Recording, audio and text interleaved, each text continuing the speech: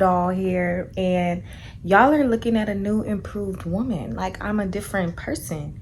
This time I'm actually a mother. I don't have to put the camera down and show y'all a little bump update, because this time I can show y'all an actual baby. Y'all, my baby is so handsome. Let me show y'all. But if you're not subscribed, subscribe right now. So let me show y'all my little baby. He is so handsome. Today I've been a mother for officially 1 week. 1 week. And I feel like I'm doing a thing. You hear me? Me and my man, we've been doing it. I can't show y'all Chris right now because he actually went to go run an errand real quick. So yeah, it's just me and y'all. So today's video, while I'm rambling, is about the things that they don't tell y'all after birth, before birth, just dealing with birth, like while you're in labor, period. From my perspective, everybody else is different. You know, some things are the same, but some things are different. Everybody's body is different. A better place. So we can get into this video. Hold on, I'm checking on my bean. Oh, he's so handsome. I love this kid so much. It's like, okay, anyways, let's get into this video. Okay, so the first thing that I want to say as a first time mom that I didn't know anything about is like how the contractions will feel, because obviously I've never carried a baby. Well, first the contractions start off like as the cramping feeling. Like, that's one thing I didn't know. I was just like, why am I feeling this way? Like, why am I cramping? I had to ask my mom. It was as your contractions get closer and stuff, that's when you start feeling the pain and stuff like that. So that's something I didn't know. So another thing that I'll tell you is that if you're like a shy girl like me, I don't really like people like, you know, all up in my stuff. I should say, like, I'm pretty shy. I'm very conservative, and that type of pain, girl, everybody will be looking in that hoo-ha and you wouldn't even care. That's what happened to me. I don't know if that's gonna happen to anybody else, but baby, I didn't even care. Another thing that I didn't know is how, like, basically when I first got my epidural, I couldn't feel anything. So I was blinded by the fact that after some time, when I started feeling stuff, I was like, wait, like the epidural wearing off. You're gonna feel some pressure. You're gonna feel something. Like, some people just told me that they didn't feel nothing at all. Me, in my experience, I felt stuff like going closer in to when I was about to give birth and I started dilating more centimeters. I was feeling it as bad as it would have been if I didn't have the epidural. But I still was like, whoa. Got questioned on rather if did I get induced or did I not get induced. I actually was set to get induced on that Tuesday. That was 2 days before my expected due date. So I actually had a week to go before I got induced.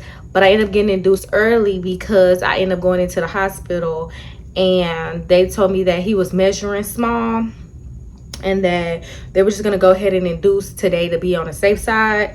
But my baby came out and he was 6 pounds and 2 ounces, so he definitely was fine, but like a week earlier than my due date, basically. Another question that I got is, did I cry? I did cry, y'all. I don't know how it is for other women, but that was a very emotional time. Let me show y'all a little bit. Michaela, he's a good looking boy. Yes, he's a big boy. The most that I felt during labor, and I will tell the moms, is that basically when I pushed, his head came out first. And when his head came out first, I can feel that his head was out. Like, you can't, like, oh, it's not excruciating, but it's like a pressure that you're just never going to forget. Like, it's like a pressure, like you feel it. And that was the worst pressure out of the whole time of me going through that process. Like, that was the worst pressure. It was so much pressure on my JJ telling me to keep pushing. I was like, I can insert that for you too, so you can see. Okay. You ready? Deep breath. Yes. Penis has right there. Push. 2, 3. I can't do it. Come on. Right there. You're right there. Come on, Flake. Push. Come on. I got you. Push. Grab your dad. Go. Push. Down in your body. But that's really why I was saying I can't, because I was feeling all that pressure and it was hurting me so bad. But they just told me to breathe and they was just helping me out. Another thing that I didn't expect also for you first time moms is that I got the epidural. I got the epidural, and when you get the epidural, you have to be really, really still because they can't mess it up. And it has a burning sensation to it. Like, the epidural hurt to me when I received it. Everybody have a different pain tolerance, but the epidural hurt to me. You are a mom that's getting induced. I also can let you know, when I went in to go get induced, I was only 1 centimeter. So what they did do, they call this thing like a water balloon. They insert the water balloon inside, and as soon as the water balloon gets big enough where your cervix is stretched out, which it ranges around 4 to 5 centimeters, then the water balloon will come out. So that when they put the water balloon inside, that put pressure, and that's when I start contracting. Another method to help you, like, basically go in labor. And yeah, so basically that was a shell shock to me because I didn't even know they do that. I just thought they, give you some medicine, wait for it to work, but they did that. And they also gave me this medicine called Pitocin to help speed up some things. I was in labor for 19 hours and 22 minutes, and let me tell y'all, I commend any woman who gives birth. We deserve a gold star. I don't care what nobody say. Also, I didn't know that the baby couldn't take a bath like 6 hours until after the baby is born. 6 hours later, they come and they be like, can they bathe the baby? It was like 4 a.m. because I had my son at 7:22 p.m. It was like 4 something, almost 5 o'clock in the morning, and she come in here like, can I take your baby? I'm like, yeah, girl, you can take him, but let me get my slippers. Okay. I went and I watched him get his first bath. Another thing that if you are going to breastfeed, now this has been a shell shocker for me for my first time moms. If you're going to breastfeed, let me tell you all. So the first day I was only producing, like, I wasn't even producing milk yet. So it was kind of like a very little, and they call it colostrum. Like, please forgive me if I'm saying it wrong. Yeah, colostrum, something like that. I was only making a very little bit, and I was stressed out because I was like, this is like not enough. The little bit that I could give him, I would give it to him, and then I would do like the little formula that they would give me, and I would try to give him the formula. Y'all, I literally tried with the formula for like 2 days, and he would eat it when he was hungry, but he would eat it like a bird. He would spit it out. He would make faces. He was like he just don't like the formula. And I was trying to tell him, like, my son don't like this. Like, I know he don't like this, because when I used to give him like my little booby that was producing really nothing, he was eating it. And so then when I came home, I started pumping. Y'all, if you are having like a low supply or you're trying to get your milk up, just pump. And even if you're getting a little drop, pump, because it's gonna come in because of stimulation. Like, just keep doing it, because y'all, now I'm a cow.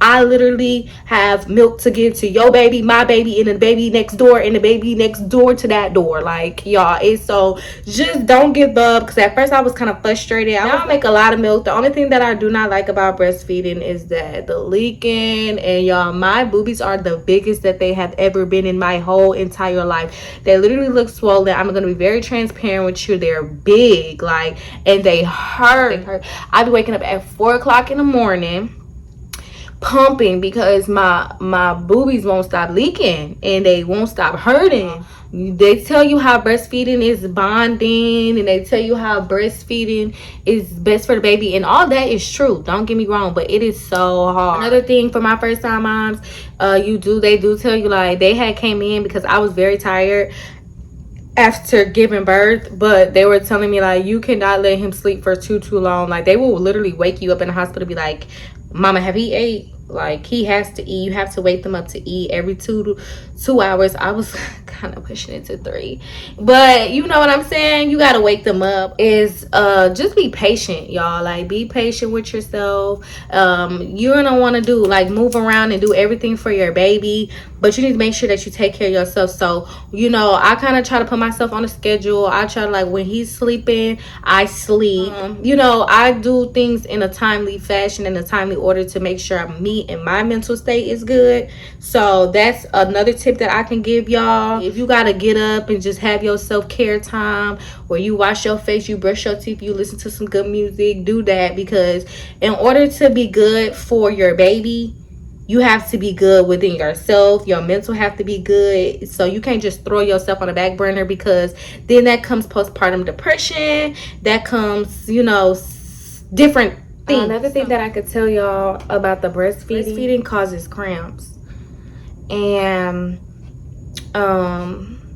it might cause more bleeding. So when you're in your recovery process, if you notice that you're bleeding like more so after you pump and stuff, like it causes cramping. Like my first couple days, I literally was like, oh, because the cramping was so bad. But the breastfeeding, it's making your uterus do whatever.